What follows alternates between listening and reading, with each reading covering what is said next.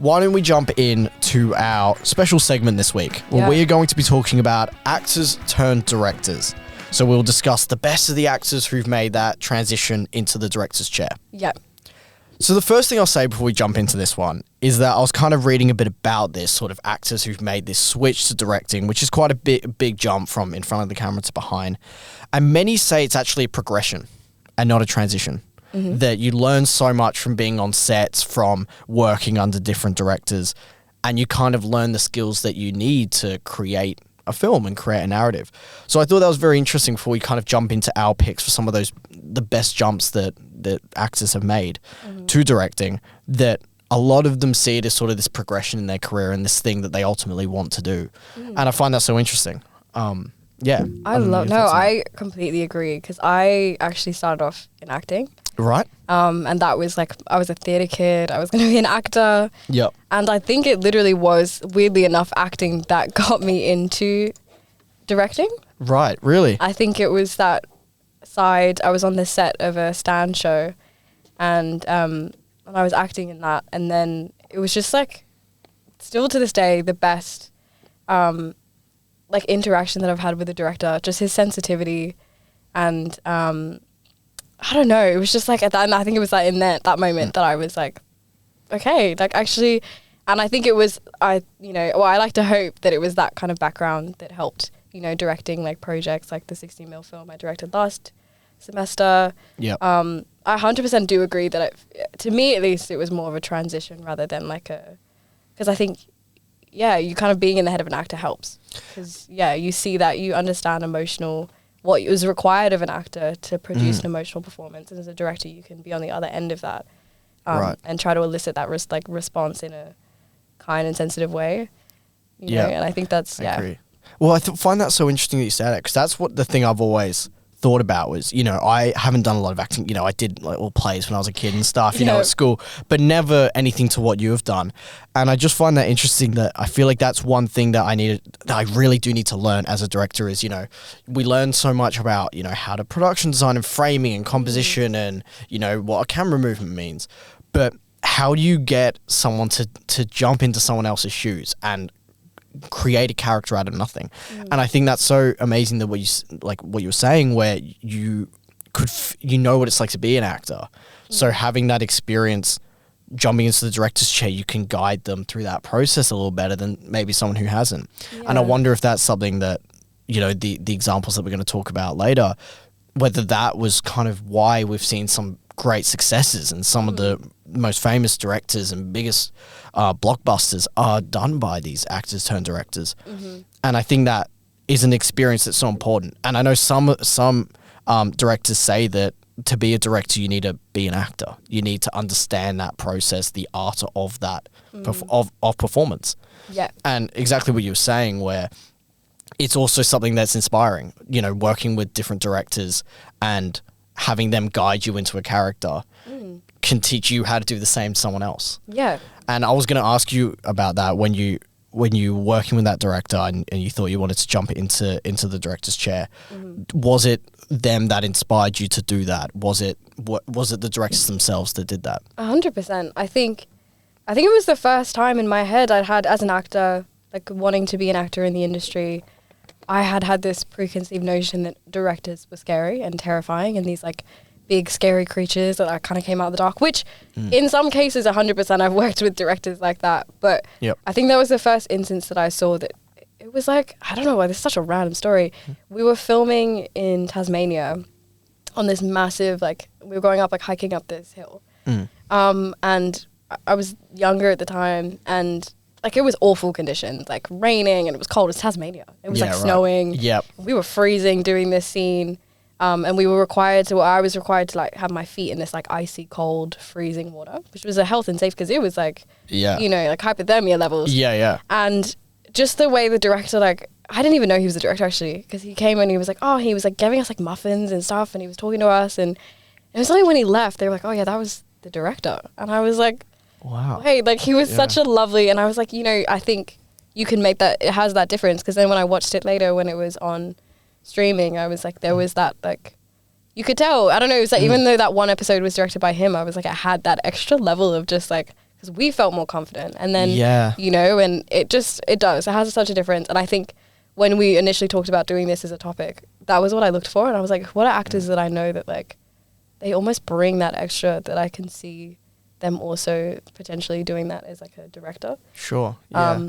Yeah, I love that. I think it's such a cool pipeline. You know what I mean? Definitely. And vice versa as well. Directors are 10 actors, but yes. it's always fascinating. Yeah, Absolutely, because it's that element where when you're an actor, the atmosphere on set is probably most important for you because you're the one that has to change and transform into something. Yeah. Whereas, you know, the crew, you know, you got to sit up, you got to be focused, but it's sort of you don't have to turn to someone else. And so I imagine when you're an actor turned director, you have an understanding that the atmosphere on set is so important that it can't be forgotten to, you know, is the lighting right and all that? Is everyone comfortable? And do they have the atmosphere to be able to explore and be creative? Yeah. And that's so important. And maybe that's exactly what you were saying, where that director understood that if you guys are comfortable, you'll be confident and that you'll explore things and be creative in a way that you may not have been if you were shivering, hungry, and, you know, like, I just want to get this done. Yeah. Whereas now that you had that experience where you were kind of supported in that way as a creative, that's something that you can bring to your work. And I will say, as someone who's a big fan of your 16 mil, the acting in it is phenomenal. You in a way, you could tell it was by someone who knew the craft of acting. Yeah. That you gave these characters their moments, the way their performances changed throughout a film that is, 5 minutes? Yeah, so it's short. So I will say that as someone who's seen your work, it definitely comes through. Thank you. So I was very lucky. Those actors were phenomenally talented, but it was so lovely, like, being back, because that was like my first time directing like a proper film, and I was like, it was so fun just to be there and like see the actors, and because like I think, I don't know, I can't remember who told me this, but it was such a beautiful way of putting it. To me, like, directing is not, it's, I mean, obviously you got to direct your actors, but I think it's directing, like you said, directing a space so that actors can do what they need to do. Yes. So rather than directing them specifically, it's about directing the space around them, if that makes any sense. Yeah. And I think that was kind of an interesting way of putting it, that like, yeah, it's about crafting a very specific tone and feeling so that, you know, they can bring out the best. Absolutely. Because 9 out of 10 times, I'd say actors do have that kind of innate, you know, it's just about absolutely facilitating what's around them. 100%. So yeah. Yeah. Anyway, so I'm really excited about this topic. No, like, as you can tell, I have a lot to talk about. Yeah, I was so excited to do this. And so why don't you start? So what we've kind of done is we've come up with a list of our top 5 directors turn actors and kind of the films that we find amazing from them. Yeah. So what's your first pick? Okay, so my first pick, I think this counts, and it's a bit of a basic choice, but I had to say it right off the bat. I'm going with Jordan Peele. It's on my list. Oh, yes, I got it first. Yes. Because I grew up watching Key and Peele, and I think this is a larger conversation about comedians. I think comedians make the best. Well, I think they make incredible actors, and I think they make incredible directors, because I think you have to have a level of emotional intelligence as a comedian. Yep. And there's something about that they can do such a range. And I think Jordan Peele, man, I love him, because one of my favorite Key and Peele sketches, and it's black comedy at its finest, is like a line of slaves. And it's like Key and Peele. You've seen this one. Yep. It's so funny. So good. And it's like they kind of get salty that they're not the ones being chosen. Yeah. And like on paper, like what the hell? That's so bad. But like it is funny, and you can tell that there's a level of emotional intelligence there that I think he brings to his films. Get Out, I think, is one of the most incredible directorial debuts. Yep. It's one of my favorite films of all time. Yep. I think it touches on, because I don't know if you know, it was actually inspired by a sketch, an Eddie Murphy sketch, I think from like the 80s. So, okay. And it was Eddie Murphy basically being like, you know, black people in a horror film. Like, it's not like we have the intelligence to be like, nah, like, get out, you know? And I think I love that he took a topic or like a situation that was so, like, I think for black people, funny enough, the plot of Get Out is kind of normal. Like, do you know what I mean? Yeah. But he's taken something in the horror of everyday life, like kind of what we were talking about earlier. He's taken the horror of everyday life and turned it into something that's, horrifying for both audiences, but just in very different ways. Yes. I think it's horrifying for black people to see their reality as it is. He really actually doesn't blemish what it is. He's just maybe shifting the narrative to the right, maybe ever so slightly. Sure. And I think it's because of that, his background in acting and comedy, that he's able to do that. Yep. And I think that's such a powerful skill. So Jordan Peele, come on, man. Jordan Peele. All the way. He was my number one choice. Yeah, I completely come on. agree. You're right with everything about Get Out. I mean, it's just one of those terrific directorial debuts that you could never predict. You know, no one predicted that guy from Key and Peele was going to go ahead and make a film that was not only critically acclaimed, it was just a cultural phenomenon. Yeah. That it was this small indie horror film that, if you think about it, it's in like one location. Yeah. And, you know, you could make it on a budget, and yet it had this tremendous cultural impact. Yeah. And I mean, I'll just list off that it was nominated for multiple Oscars: Best Picture, Best Actor, Best Director, and Best Screenplay. And it won Best Screenplay off a directorial debut of a guy who was in comedic skits. Like what?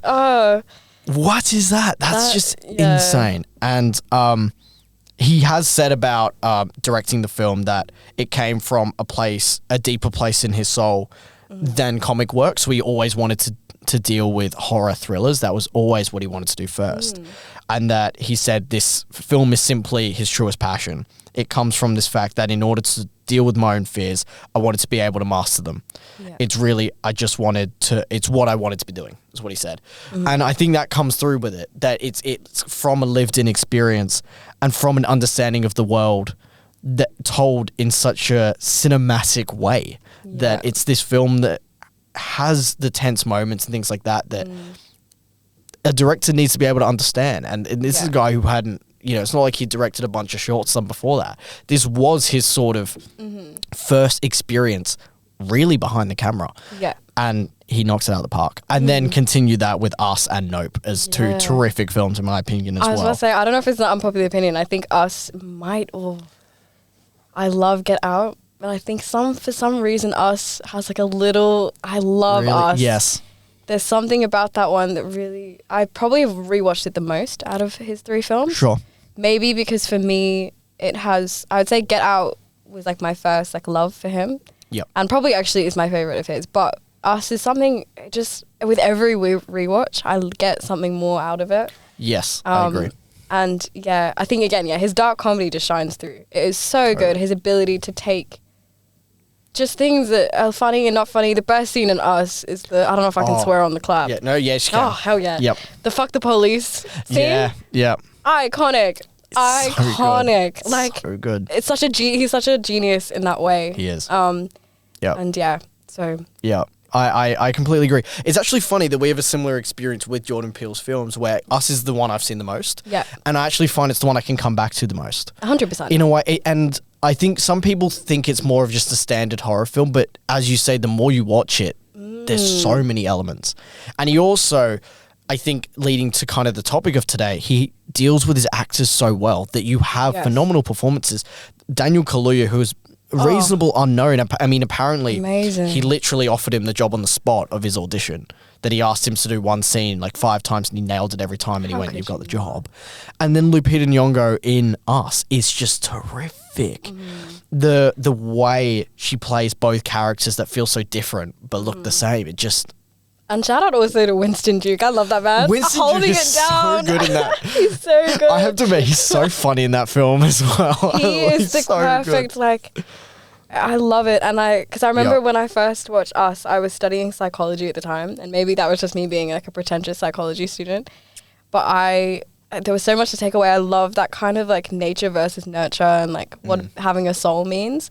And like just to see someone from like Key and Peele make such a like, I just like my mind, like I love how that works. But you can always see like another one of my favorite sketches of his is, I don't know if you see it, the Continental Breakfast sketch. Oh, yes. Yep. And like the first time I watched it, you know, very funny, very like, you know, classic, just that thing of a guy that loves a continental breakfast. But then that like twist at the end that he's like, "Sir, like you've never left." And it was like this man had been having this continental breakfast like since like the 60s. And you laugh, but you're like, I remember watching that for the first time and being like, this is creepy as hell. Yeah.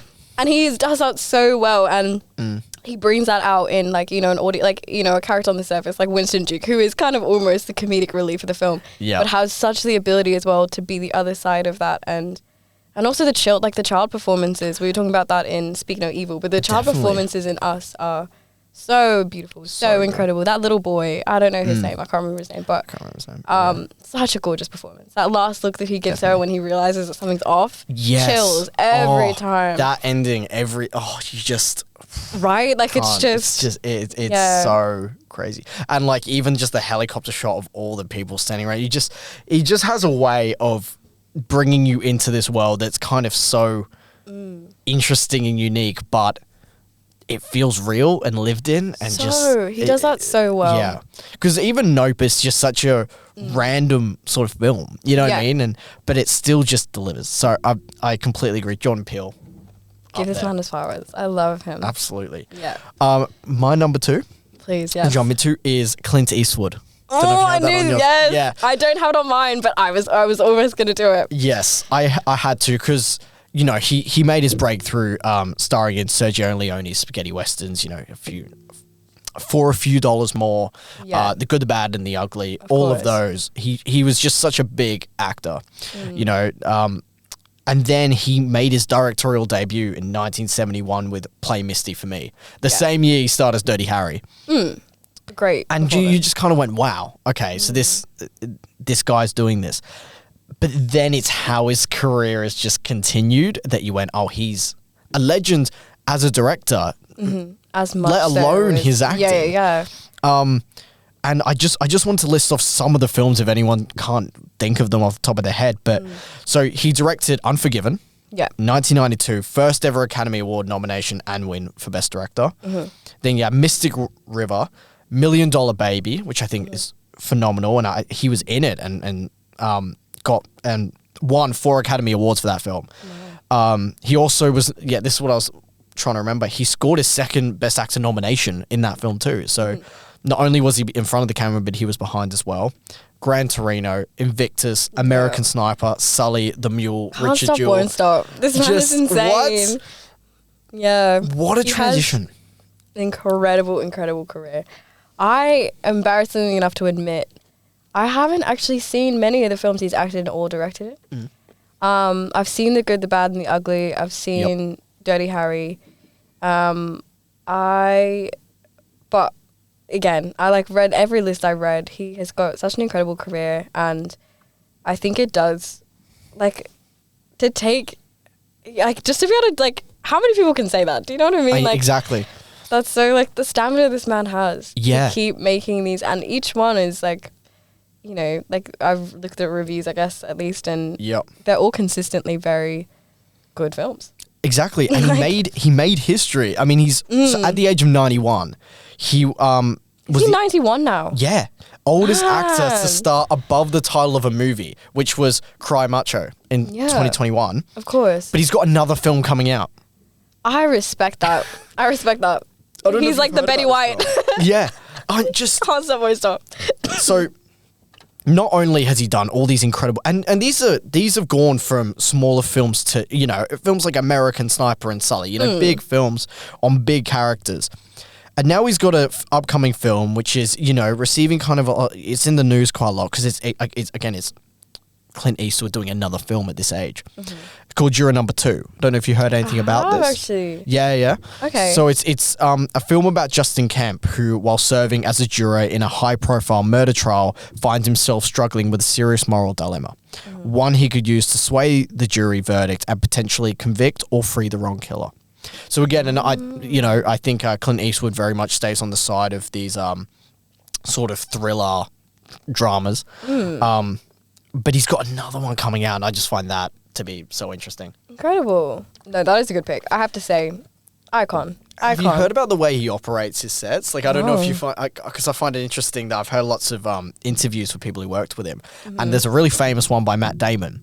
Yeah. And what he says is the first time he was working with him on Invictus, Matt Damon had to do a South African accent for that film. I have heard that. Yeah. And so after the first take, he asked Eastwood if he could do another take, and Eastwood literally just looks at him and says, "Why do you want to waste everybody's time?" And it's he's just one of those guys, he gets what he wants and goes. And iconic. it's such an interesting way of working. I don't know about how you are as a director, but I'm very much one of these people. I'm like, maybe just a little, we could just, and it's like, why make it that tiny bit better when you can move on and make something else even greater? Like, you know, why are you going to spend that much time working on something and making it 0.5% better when you can go ahead and get time to focus and plan on something that you can make great? And I just love that way of working. I love it so blunt and so, but like, it's kind of true though. I guess a lot of the time as an actor, like sometimes you just do, usually your first performance is almost, because it's that most innate response. Yeah. And you're energized, you're in the moment, you just do it. And I think a beautiful director, I mean, someone with Clint Eastwood's like career, he would have seen, not only acted in so many films, but seen so many films. And he probably just knows in that power of that like innate response. Because usually you can see in a lot of his movies that very human, you know, that humanity. Absolutely. So it clearly comes across. So, you know what, maybe blunt, but it's really effective. So. Yeah. So that's my pick. I love that. Okay. Who else do you have? Who else do I have on my list? Icon Greta Gerwig, of course. The next one. Yes. Yes. No, Icon awesome. Greta Gerwig. I'm glad we have the same. That's so cool. No, like, because again, you know, she started off because she's with Noah Baumbach, is that right? Yep. Who directed Frances Ha. Yes. I love that movie. She's in every scene of that film. Yeah. Every scene. And I love her. Again, humanity. I think that's what she brings as an actor and a director. I think that just unfiltered, you know, like Lady Bird, for example. Like I do love it. I mean, her whole discography, or even if you look at like Barbie, she literally took a non-human figure that was a part of so many people's childhoods and turned it into such a beautifully human story. Yeah. I remember seeing that on the news for the first time, like, and I was like, a Barbie movie? I was like confused. I was like, because my Barbie movies in my head is like The Princess and the Pauper, like the 12 Dance. I was like, yeah, I remember all those animated ones and all that. Yeah, you know what I mean? Yeah, I saw some. I was like, so she's making another Barbie? I was like, what? Yeah. And I was skeptical because I was like, what is the plot gonna be? But again, I mean, she just has a way of kind of like finding that like deeper underlying story. Absolutely. And pulling it out. I think she does that in her acting. Yep. And I've seen it in every performance that she brings out in all of her actors as well. Yeah. Yes. Little Women even, like I'm not a massive fan of Little Women. But her version is by far my favorite. Okay. I think she just has, I think even though it maybe is a bit of a slower pace, there's something about it. It does have that heartwarming, you know, she's just, I don't know, Greta Gerwig, she's making strides. She's doing well. I've never seen her in anything that was bad or... No. And always a fresh take, I think, which is really important. And I love her involvement in, you know, even films that she hasn't directed, that she's written or been a part of the production in that way. You know, she's just kind of this powerhouse in the industry at the moment. And, you know, even Barbie making over $1 billion. Yeah. It's just where can she go now? Because she's turned something like Barbie, which was, if you think about it, that's unmakeable as a film. Like, how do you turn that into a global phenomenon that appeals to everyone? Like, let's be real, everyone went and saw Barbie. Like, it was, you could not. I heard that it was, genuinely cinemas were saying it was the busiest film they've seen in a long time. Pink everywhere, people in this atmosphere at the theater that we just haven't had in a long time for a Barbie film. Like, that was one of my top films of 2023. Insane, right? And coming from the films that she's done, and she was, you know, a big actress, but she wasn't, you know, sort of this massive icon as an actress. But clearly she'd learned so much from those projects, found the people that she wants to collaborate with, Noah Baumbach, for example, who helped her write Barbie, I believe. Yeah. And just realized how to make a great comedy drama, because that's kind of what she's done. You know, Little Women, Lady Bird, Barbie, they've all got, you know, elements of comedy in them, but they're all very dramatic, very personal films. And I think that's exactly what you were saying about her ability is to give the human character so much depth in her films.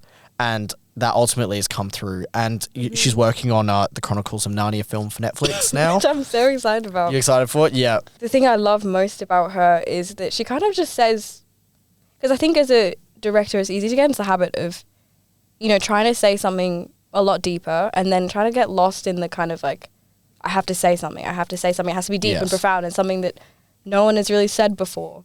I think the beauty of her is she kind of says things as they are, and yes, be very beautiful and very profound. But like, you know, even just looking at that iconic speech from Barbie that America Ferrera delivers, like to write that, she just says it how it is. Yeah. Do you know what I mean? Like, that's the kind of, you know, stuff that women write on their notes apps. Do you know what I mean? At 1 a.m. Exactly, but she delivers it in she gives it that space and that time, not only to be delivered by an incredible performance by America, but also just, you know, the scene and, you know what I mean? Like, it's that additional stuff that she brings to it. I think that's what gives it the depth. I think that's what sets her apart as a director. I completely agree, and that story that is kind of, you know, very well known from Barbie, where it's the moment where Margot Robbie sits next to the old lady, and you know they have this moment together, and I remember hearing that Greta said that the producers were kind of like, or you know the studio heads were like, oh, that scene doesn't need to be there, we can take it out, and she went, I don't know what the film is if that scene isn't in it. 100%. And you watch that, and that's exactly, it sort of inspired me as a director to be like, you can give characters these moments to breathe. And literally, Margot Robbie sits there in a moment and just breathes and just has this moment. And it says so much. Yeah. Because of not only her collaboration with Margot Robbie and delivering a terrific performance in that moment, but also just sometimes you don't have to move at a million miles an hour to the next plot point, That it's even been a criticism we've spoken about films today. Yeah. And Greta Gerwig has this ability to let characters feel lived in and in the moment and present. And that's just a terrific skill to have as a director. Yeah, and I think it's the reason it resonated with so many people. That last compilation, I think it's just women that worked on the set. It is. Of the film, and their compilations of them and their mothers and their daughters, and again, so I'm not a massive film crier, but I have to say that got me because I think it was just a beautiful and simple way of like when she's like just feel, and she lets it have that space, and I think that's such a cool thing to do, and I think she's not one of those directors, not necessarily elitist isn't the right word, but you can definitely feel there are some directors that, like, their performance is like, this is for the Academy, this is for awards, this is so that I can, like, you know, which is of course one way to direct, and also, I mean, respect it to an extent, but also I love that she just made this almost, she knew that, I think deep down she knew that this was more than a film. It was also just a representation of womanhood that she wanted to do, whether it did well or not, whether it got, you know, nominated for a lot, which I did think it got snubbed, especially her, because I think to direct something like that takes a lot of guts and a lot of heart. Definitely. And just to pull something together like that, come on, I think she definitely should have gotten, but alas, I think at the end of the day she got what she wanted out of the film, which is, you know, like you said, it made $1 billion. Yeah. Because it resonated with all those people, and people could, no matter who they were, resonate themselves with either, you know, Barbie or Ken or Alan or, you know. Yeah, exactly. It's great. It is, I completely agree. Okay. So let's jump into the next one. Okay. So my next one is probably my most mainstream, probably has done films that just appeal to the kid in me. I'm so excited. But it's Jon Favreau.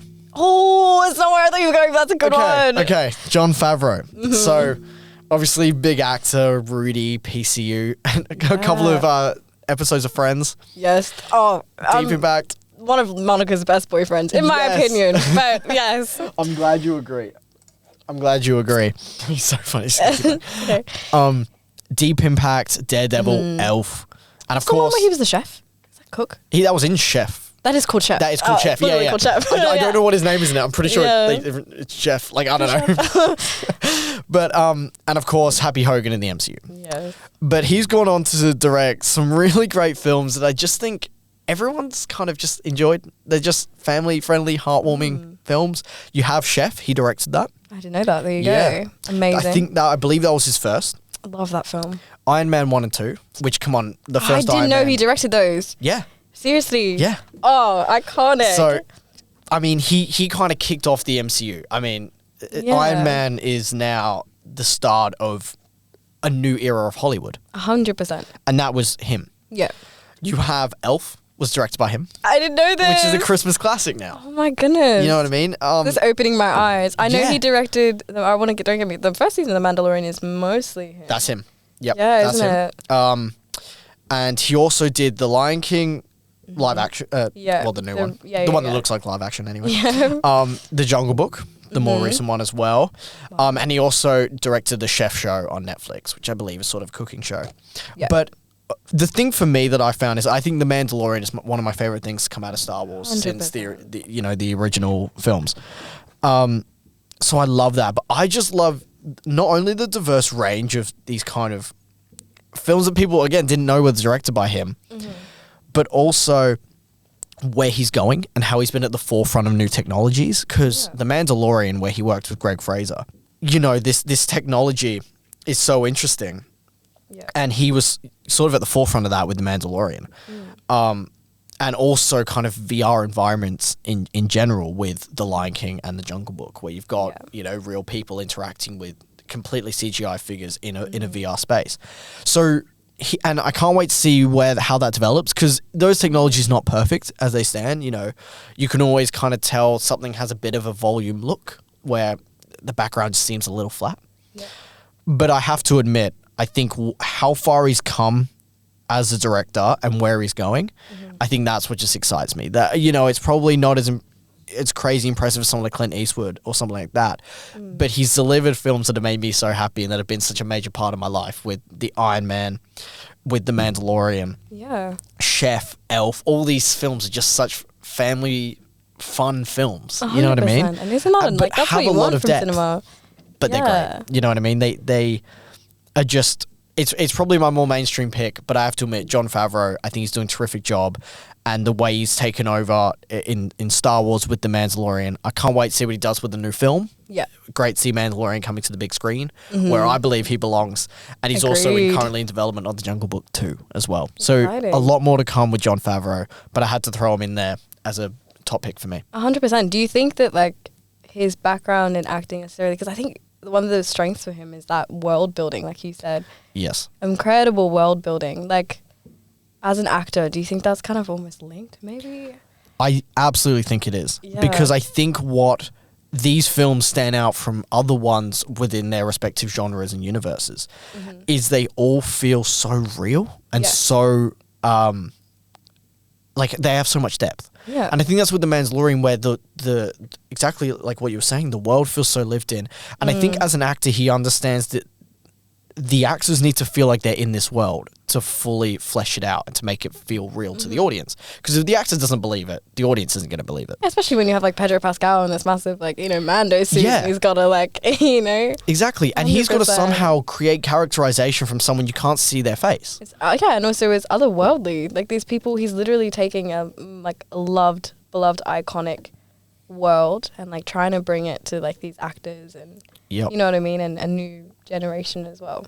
Absolutely. So I think that his previous experience as an actor has enabled him to understand the importance of physical characterization, especially for The Mandalorian, but also understand the need to make these larger than life worlds with something like The Lion King and The Jungle Book and Iron Man. You have to ground them in these characters that we really care about, that the actors feel a part of, 100%. To then give that to the audience. And I think that's what all of his films, no matter what criticisms anyone can give on them, that I don't think has ever been up for debate, where they all feel real. You don't question whether Iron Man's real within the Iron Man universe. You don't question whether Mowgli is in The Jungle Book. No. Because these characters believe they're there, and so we believe they're there. And I think that absolutely comes from his experience as an actor. Yeah. No, I love Jon Favreau. Are you kidding? And happy. Come on, that last scene. I mean, I'm a Marvel person all the way. I grew up watching those movies. I remember the first movie I ever watched by myself actually I was with my brother, but we were both I was probably 8. My brother was probably I don't know. He was in his he was a mid-teenager, I guess. But and we went to see Iron Man. I think it was Iron Man 2. Right. Potentially, that was the first time I remember sitting there and being and I was hooked ever since. And Happy Hogan is an iconic role. Yep. A key part of the MCU, and clearly I didn't know he was a key part of the films as well, directing them behind the scenes. So exactly, there you go. That's very cool. Pretty impressive. What's your next pick? My next pick. Look, I have a joint. Okay. Oh god, I've got so many. I'm gonna go actually because we were speaking about it earlier. Donald Glover. Yes. As an incredible. Weirdly enough, actually, because I almost did it backwards. I think a lot of people watch actors and then see them direct something. I watched Donald Glover like direct Atlanta. So Atlanta was kind of like, and obviously, Childish Gambino, and so I, learned him through his music, and then that led me to Atlanta, and I saw the amazing work he was doing directing that. And then I kind of went back in time and then started watching all his stuff, and from like Community, which is an iconic sitcom, and you know all his other roles. He was in The Martian. He's been in actually he was in the Jon Favreau Lion King as Simba. He was. Yes, of course. So like he's got an incredible acting range as well. And Solo, you know what I mean? Lando Calrissian. Yep, I'm not a Star Wars person. I'm sorry. Yep. I probably butchered that, but I think again he has that similar to Jordan Peele. I think he has that start in comedy, and then has that amazing ability to turn it into something dark and twisted. And Atlanta is one of my favorite shows of all time. I think it's I recommend it to everyone for that kind of like, again, taking the mundane and like shifting it. It's that like Afro like surrealism, which is like he's almost like helped develop its own genre in a way. And I think that's so fun. And you can see that those elements of comedy there, again, that are just like kind of twisted. The other, I was like, he is kind of like my part one. My part two is Phoebe Waller-Bridge. Yes. For a very similar reason. I don't know. Fleabag is so good. Come on. I know that was like the first one. No, I know, but like, you know what? I think they both, the reason I'm kind of like smushing them into one is because I think they both do it. Very like two sides of a coin, I guess, and two very different audiences. But that same thing of taking really dark, stories and making them funny, but also like it'll pass. You know what I mean? Like iconic lines, iconic, you know, and because Fleabag was originally a one-person like theater show. Yes. And just her, her acting, and you can see that they both are in a lot of they both star in their both like iconic shows, with Donald Glover starring in Atlanta and Phoebe Waller-Bridge starring in Fleabag. But they nail it. They do. Having them as the actors in their own projects is such a cool thing, and also you can see that impact they have on the other actors in their scenes, and definitely. And I think they both do such an incredible job. So they were like my And the new Mr. and Mrs. Smith TV show with Donald Glover, underrated little TV show. I think that one slipped under the radar. I think he did get. I think there were a couple Emmy nominations recently, but really, that's good. I don't think it came away with anything. I could be wrong about that, or at least not much. Yep. I thought that was so underrated, and I will butcher her last name, Maya Erskine. Oh yeah, I know who you mean. That starred opposite him. Yeah.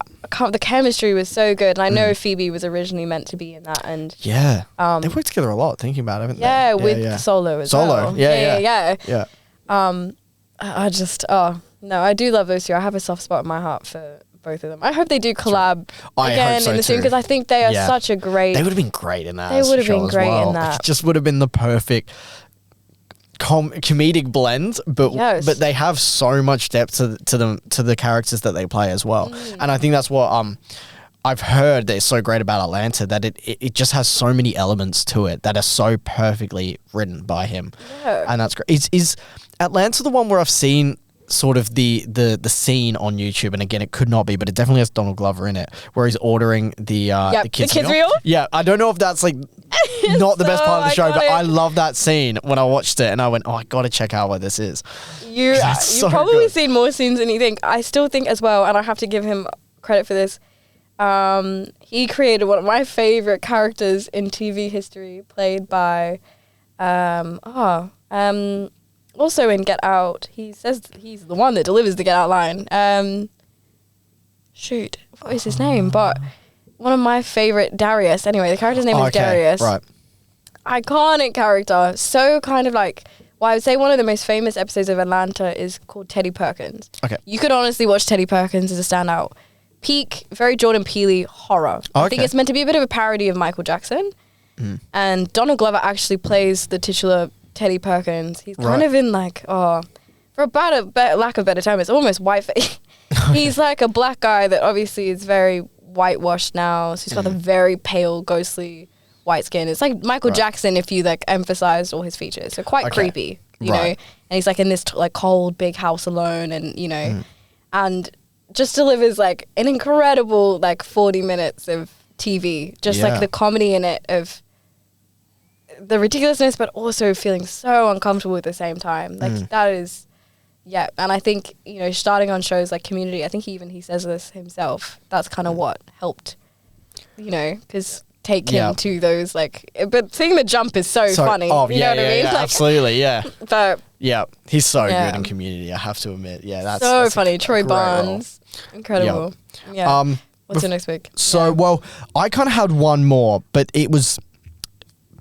It's a person that I think has a lot of potential and has done some good things, but they're not necessarily my favorite films. But I just have to admit, I think it's an impressive jump. Is Kenneth Branaugh. Ooh, good one. So, you know, he directed all of the Hercule Poirot series at the moment, starting with Murder on the Orient Express, which I think is a pretty good film.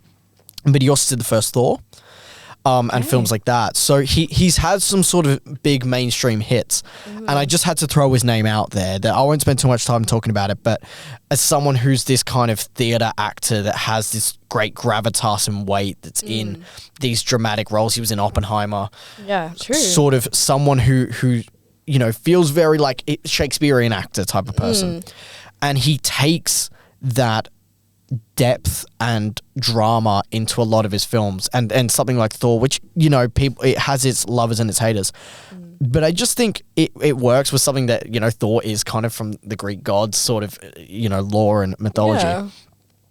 Kenneth Branagh has a real skill in developing such fun ensemble casts in these dramatic films that just feel very sort of Shakespearean and big and bold. And I just have to admit, I as someone who enjoys his role and performance in the Poirot sort of trilogy of films, I think Death on the Nile's weaker in that sort of trilogy. But I have to admit, I had a good time with A Haunting of Venice, and I really did enjoy Murder on the Orient Express. So I just think it's someone that I'll be curious to see what he does next, and I think he's got that sort of big, you know, name film within him, and I'm curious to see where he goes with that. That was the other one I had written down. I think my honourable mention real quick, speaking on theatrical, Ben Stiller.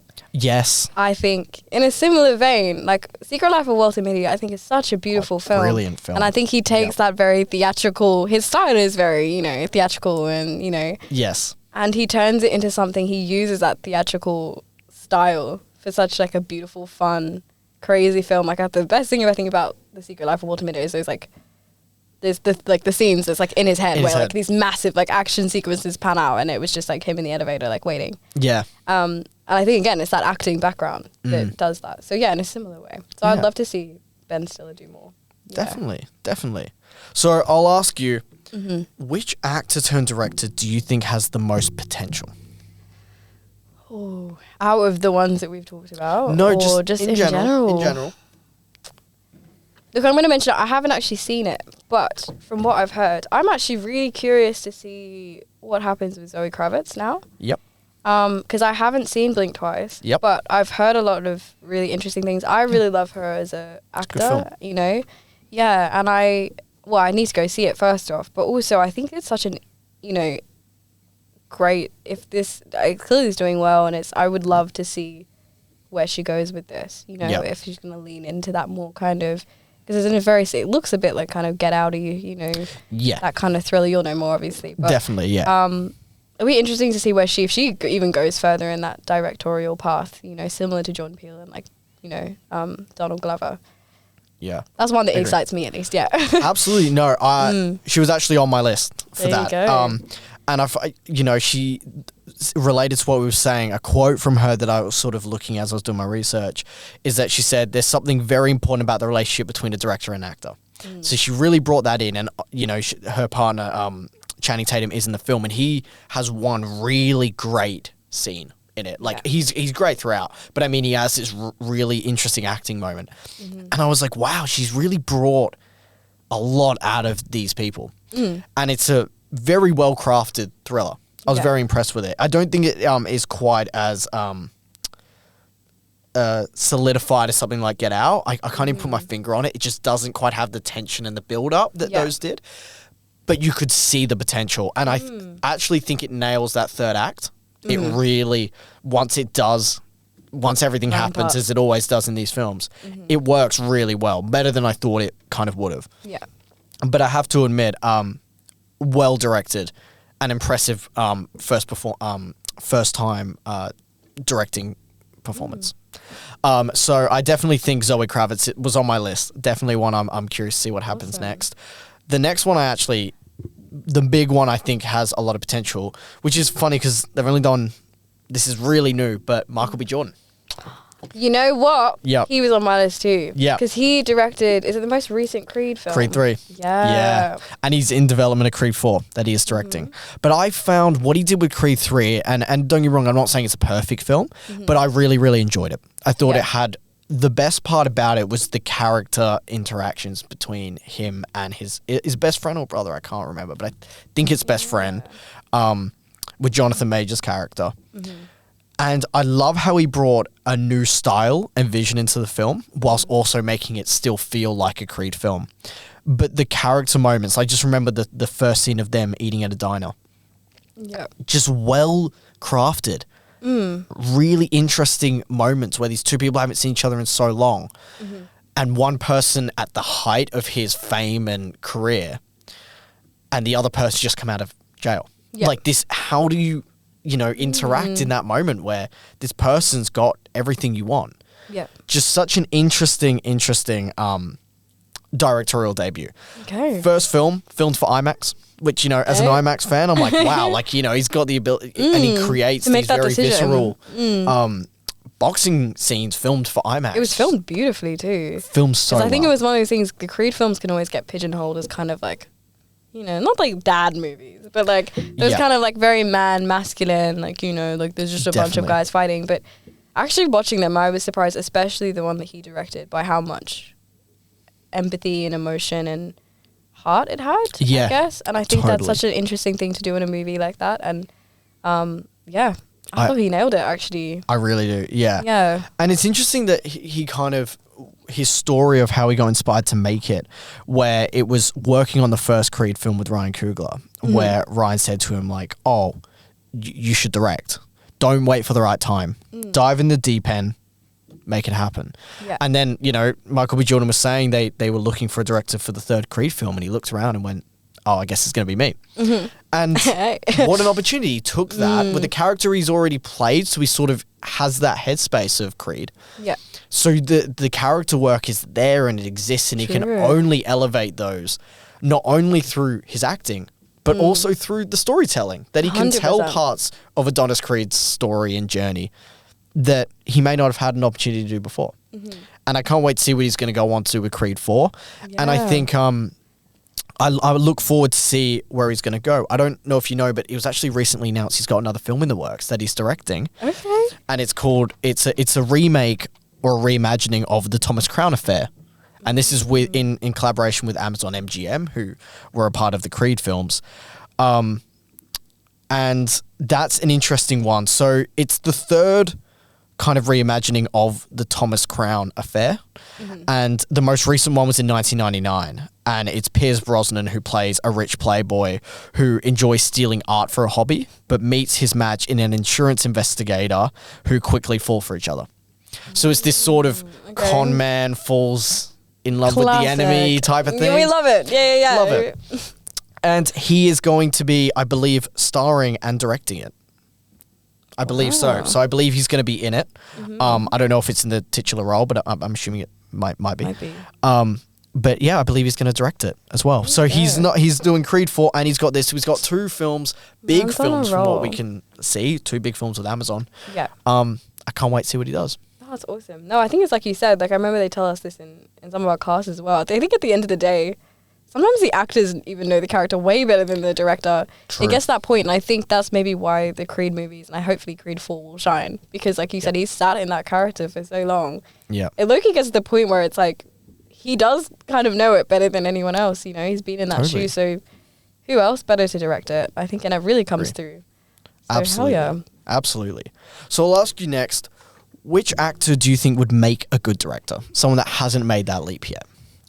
Who do you reckon would be good? I had, you know what, and correct me if I'm wrong, if he has directed Jim Carrey. Jim Carrey? Yes. Okay, because in a similar, going back again to the whole Jordan Peele, Phoebe Waller-Bridge, Donald Glover of it all, I love comedians in dramatic roles. Yep. And, you know, if you look at something like The Truman Show and Eternal Sunshine of the Spotless Mind, he carries both those characters, I think, with such an amazing level of emotion. Yep. I know he's kind of retired now. I don't know. But and I know Jim Carrey's a bit of a funny one, but there's something, I don't know why he was something that came into my head of just like that kind of like, you know, slapstick, coming from a slapstick background. If you even look at like, you know, iconic people like Charlie Chaplin. Yes. You know what I mean? Who also did that leap from, you know, acting and then started making his own movies later in his career. I think there's something really cool about coming from that very slapstick comedy and then turning into something. I don't know. It's something deep down that I know that man's got something in there maybe that could make a really good director. But I agree. That's a really interesting take I never thought of, because he has done such a variety of roles and works with such a variety of people that he could bring so much. I just wonder what genre he'd do. That's you know what I mean? Like, you just don't know. You just don't know, and that's why. But I think that's why I would be there. I would almost want to hear not even a title. I just want to go into the unknown Jim Carrey movie. An untitled Jim Carrey. Just an untitled Jim Carrey, and just see what happens. Do you know what I would mean? love that. Because it would either be a flaming hot piece of shit or it would be one of the most incredible movies of our time. I agree. I remember when I was little, he did a speech at a university in America. I'm not sure what university, but that speech still sits with me because I didn't realize how much. I think that was the first time I saw at such a young age the amount of emotional intelligence he has. And he has such a life lived. And I was like, I would love to see him in a directorial role. I don't know. That's a great pick. I Thank like that you. pick. Yeah. Thank you. So I'll let you know my pick, Zendaya. You know what? Oh, you saw the words. I knew it was because when we were talking earlier about June, she actually popped in my head. And I was like, oh, I got to save that for later because actually I think... But so yeah, please explain. Yes. So Zendaya, just some of the directors she's worked with, beyond just being a phenomenal actress. Luca Guadagnino, Denis Villeneuve, John Watts, and that's just to name a few, right? Yeah. So that's just a few. But some of my favorite directors, I think Luca did a terrific job with Challenges. Amazing Denis movie. is my favorite director. He's just phenomenal. But the one thing I will say is it was actually coming from some of the stories I heard from Denis and herself, where she actually said, if I weren't acting, I think I would be a director, right? I want to direct one day, to direct a film, hopefully more than just one. I just want to do it. And Denis has also said she has an incredible presence on set. And she, you know, he says that she's so clever, she's brilliant, and has such a strong presence. And she was always just sitting between her and the cinematographer, Greg Fraser, on the set of June and just listening. Yeah. And I kind of get that feeling from her. And not only that, it's the way she answers in interviews and things like that. This is someone who cares so much about the craft of filmmaking. 100%. It's an actor who cares about where the camera is, who cares about what the scene is trying to convey, and all of those things. And I'm not saying other actors and actresses don't do that.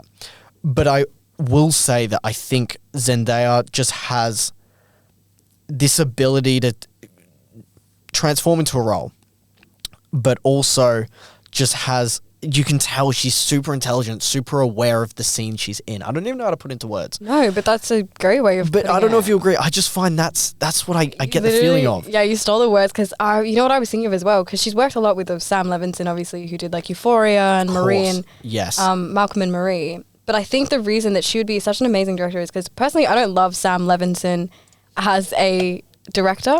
I mean, I think there are elements to his directing that is incredible. But I think the common pattern that I've seen is the best scenes or moments in Euphoria and, you know, Malcolm and Marie were with her. Yes. And I think because I believe she was an executive producer. She's an executive producer on both. Right. But still she just always delivers an incredible acting performance. One of my favorites of hers is the one that she does again, alongside Coleman Domingo. Yes. You know, the Christmas episode of the Euphoria, the standalone one. Yep. So beautiful. And I know that she had a big part in that kind of the development of that. Yeah. And you're right, she has that element of I mean, she's still pretty young. I think she just turned 28 or 27 or something. Yeah. You can tell, like you said, she loves being there, and every performance that she delivers has such, I don't know, it's just incredible. I've never seen her do something that was not. No. Because I think she takes that time and that patience to absorb everything. I agree. And I think the directors have such a trust in her that you can see on screen, and also that just, you know, we live in a world where Hollywood is so public. Everyone, does interviews and things like that. And you can just see the directors have such an affinity towards her. Yes. And they really respect her work ethic, her intelligence that would just lend so well to a director. Someone who understands story on the levels that she does.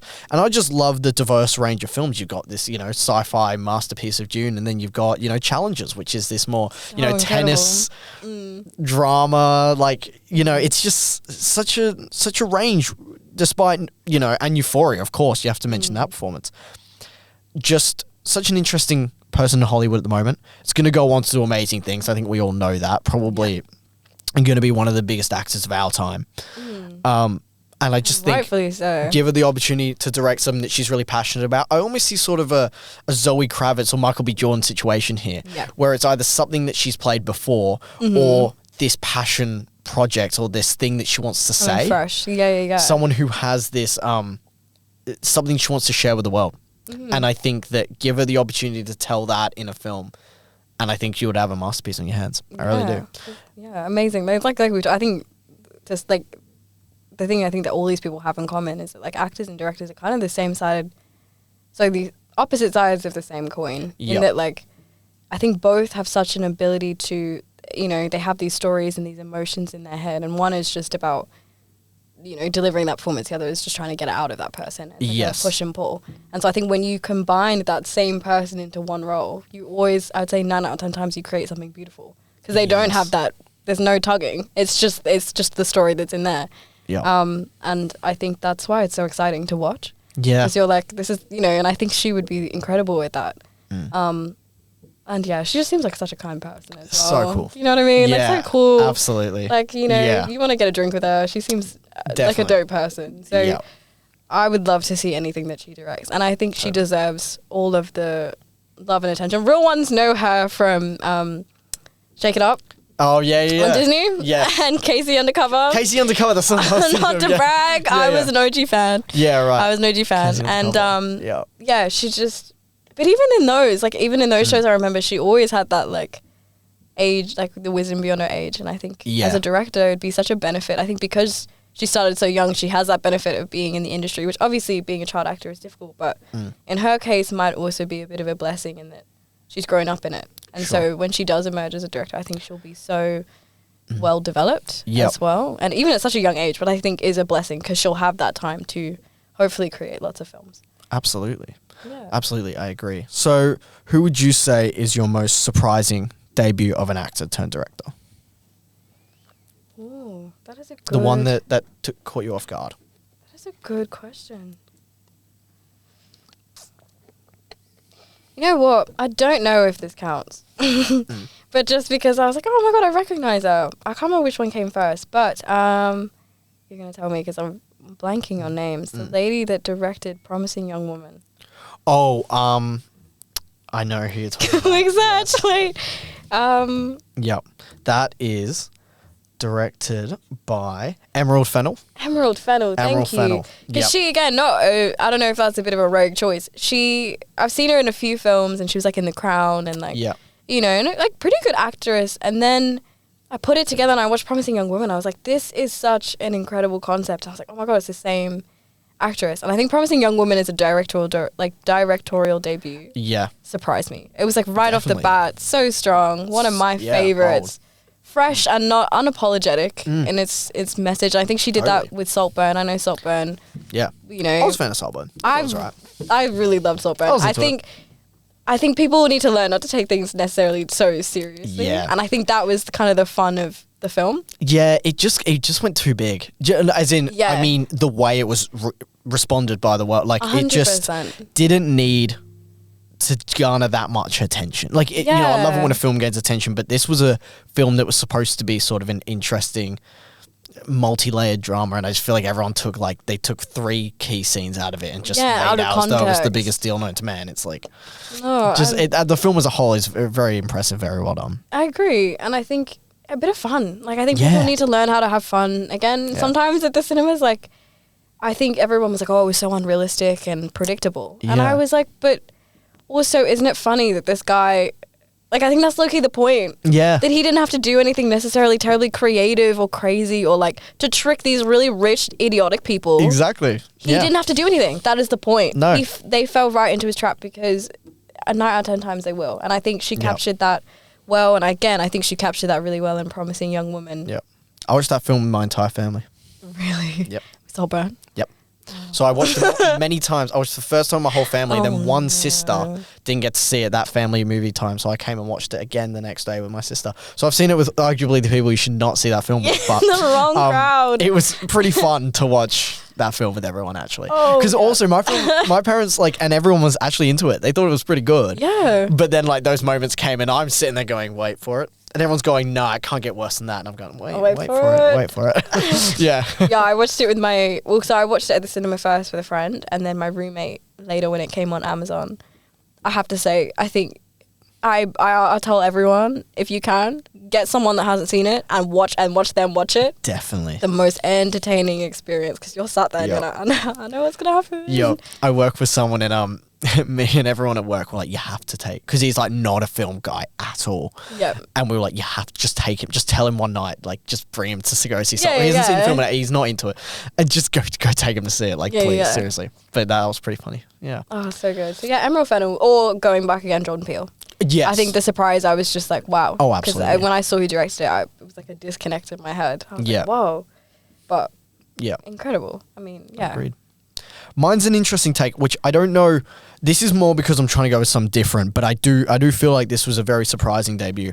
Was A Star Is Born by Bradley Cooper. Bradley Cooper. Someone who had been in such a variety of films came into the fray with a film which is actually the first date I ever went on was to see A Star Is Born. Really? Yeah, that was the first date I ever went on. Damn, see this film. And the whole time what a romantic film. The whole time you're doing that thing of with your hand, do you hold hand? Do you No, yeah, I know. So I had to rewatch it because I wasn't really paying attention. You're doing the I don't know. Oh, yeah. See, anyway. that's why you gotta be strategic. As a film student, I am always strategic. First off, I ban film dates. Trying to go off topic. I don't do them. Yep. I don't do them. If you ask me to go see a film, absolutely not, because I want to be locked in. So I can't. But if I do, on the rare occasion I say yes, it has to be a movie that I don't give a shit about. Yes. So I remember I always choose something random. I remember I saw the Smurfs movie with a guy once. Okay. Interesting choice. Most unromantic movie. Oh no, sorry. And we saw Johnny English. Oh, to be fair, that's not a bad one. That's just basically a long comedy skit. It's just a long comedy skit, and I was like, but no, I've actually banned movie dates as a film student. Not to be pretentious and annoying, but I'm like, because I don't want you nah. I need to be locked in. It's funny you say that though, because that was Brie and I seeing Abigail. We saw Abigail this year, and we were both like, "Do you remember what happened?" No, I don't. No, don't remember. It was our second time. Yeah, true. You just start dating, and it's fun, and then no. And you don't know if you actually want to watch a movie. Don't do it on a date. I agree. But so A Star Is Born sort of has a special place in my heart in that way, because I always remember that moment. 100%. But I also just found that from the opening sort of wonder of Bradley Cooper coming out and playing that rock song, and the terrific performance by Lady Gaga and him in the lead role, and sort of the complexity of this character, I was just very impressed by it. And I thought it's kind of had this long-lasting effects, mainly through its music, where the Shallows was such an iconic song and still is. Yeah, I found that to be a very impressive directorial debut that I didn't expect from someone like Bradley Cooper, who he's done such a variety of very interesting and entertaining roles, from The Hangover to dramatic roles like American Sniper. You name it, he's done it. And I thought it was a very interesting directorial debut. So I threw his name in the ring for that one. And I thought Maestro was quite a good film that came out this year. I know that's a hot take. Yeah. I enjoyed it. I saw it at the cinema. I the proper audience who clearly knew about the character, the person of, is it Leonard? I'm forgetting his name. Yes. Yeah, I know. the composer. And so I saw it in an audience that were quite into the film and were quite taken aback by his performance. So it was a good way of watching it. But no, I have to say, if you take his performance, I think he did an incredible job. Yeah, his performance alone was amazing. And did he? So he directed. He directed Maestro that as well. Yeah. I think an impressive feat. An impressive But feat. it wasn't my personal thing. But also, again, fair. I won't diss the movie for not being my personal thing. Do you know what I mean? Like, I No. think it's a movie, great 100%. movie. Would I see it again? No. No. And I have never watched it again. Yeah, I I think just that have was to admit, I just thought it was bold and out there and different. You know what I mean? He employed a lot of creative styles that I thought worked and were quite interesting to watch. So this is what I mean. I think it's someone that had a great debut with A Star Is Born, and I am curious to see where he goes in the future. Like I am. So I'll ask you one final question to wrap up. Which films by an actor turned director have had the biggest cultural impact? Ooh. It's going to be the same answer. I know, because it's the one I've got written down. It's Get Out. It's Get Out. Come It's on. Get Out. It's definitely Get Out. It has to be. In terms of cultural impact, I think that's the thing that made me fall in love with cinema. I love when films are more than a film. I know it's a cliche, but like... No, you're right. I don't know why this is the example that popped into my head. One of my favorite movies of last year was The Spider-Verse, the sequel. Yeah. I love those movies. Right. Like, I'm a child at heart, maybe, but The the end still reason annoyed me, there's I'm something sorry. that I still think that's one of the best. It's one of my favorite movies of all time. Yeah, The second one. Like, fair. I could talk about it for ages, but I won't. Not the end though. Come on. And then the end is mean. The end is mean. The end is mean, but I'm with you. It was but brilliant, but the end is mean. The end is mean, but brilliant film. But I think the reason that I love that film, and the same reason that I love Get Out as a directorial debut, is because they're more than just like a beautiful story that I think of is that my brother, when he was at school, he went to school with Spider-Man. And all the kids were like, you can't be Spider-Man. They were like, you're just Spider, and he came home and he was so upset, because he was a black Spider-Man and everyone was like, that's ridiculous. It's like Peter Parker's this like white nerdy kid, My brother was heartbroken. And then it's like, 20-something years later and you see a film like that and you're like, God. And like the message was that like anyone can wear, it's so cringy, but the kid in me was like, yeah. And I don't know why I think of that. I think that's why that film, not just because it was well made, but because it's that additional level of, it means something more to people. And I think Get Out was similar. Yeah. Obviously not for kids, but in the way that it took the horror genre, which I've always loved, and then put kind of like, minorities in a seat where they could also enjoy the genre that usually either made fun of them or, kind of marginalized them in a way. Yeah. And I think that's why it's such an incredible directorial debut. Because to do that in your first film with a flawless screenplay, flawless acting, flawless cinematography, like that is a one in a lifetime, like... It is. Do you know what I mean? Like that's a one in a lifetime shot. So, yeah. And he's created incredible films since, and the fact that everyone still goes back to that. You know what I mean? Some people, they, outlive their first, you know what I mean? Like, that was where they were, finding their feet, etc. And he just hit the ground running and just did it. And it's had an impact. It definitely has. What a start. Thank you so much for joining me this week. Oh what God, a great conversation about actors turned directors. And I loved it. Thank you so much for having me. thank you for being a phenomenal guest. Greatly appreciate having you here. Thank you everyone for watching and listening. We'll be back whenever we do the next episode. But thank you, Aaliyah. Greatly appreciate it. Anytime. Thank you for having me on the clap. Of course. Hope we itched the film. Hope we scratched your itch for film and TV. Great. Yeah, what a phenomenal episode. I can't talk. It's been that long. That's all right, man. But honestly, thank you so much. And we'll be back next time. And please check us out on YouTube, podcast platforms, wherever you get it. We'll be there. Thank you so much. Anytime. And next time.